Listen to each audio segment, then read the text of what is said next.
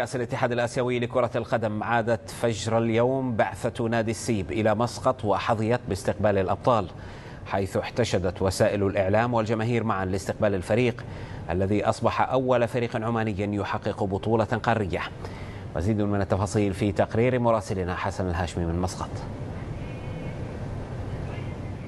بعد تتويجه بطلا لكأس الاتحاد الآسيوي لكرة القدم، عادت بعثة نادي السيب حاملة معها كأس البطولة التي تفوز بها الأندية العمانية للمرة الأولى. منه على من يتولى إدارة هذا النادي أن يفكر مليا في إسعاد هذه الجماهير.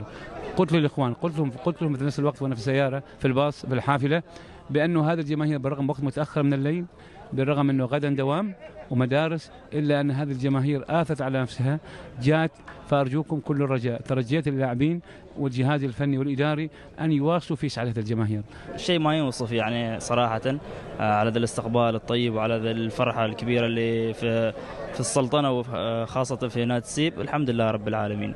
أفراح عمت عمان برمتها بعد الفوز بكأس الاتحاد الآسيوي، وأفراح مستمرة ولأيام في ولاية السيب، حيث المقر الرئيسي لنادي السيب الذي يلقبه أنصاره بالسكر والحليب. طبعا هذا الجمهور يستاهل هذا الشيء، وهذا الشيء ما جاء من فراغ، جاء من عمل، من لاعبين، من جهاز فني، من إدارة، من دعم من الدولة. والحمد لله رب العالمين ما خيبنا ظنهم، تعنوا هناك وما رجعوا بلاش.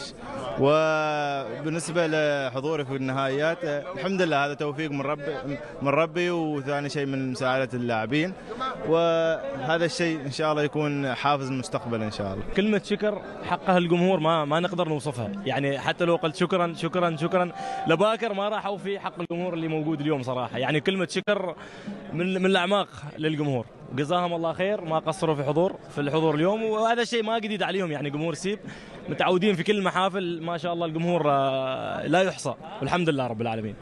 البطولة الآسيوية لم تأتي من فراغ، بل من مجهودات عدة ساهمت في هذا الإنجاز. حسن الهاشمي، BN سبورتس، مسقط. أنهت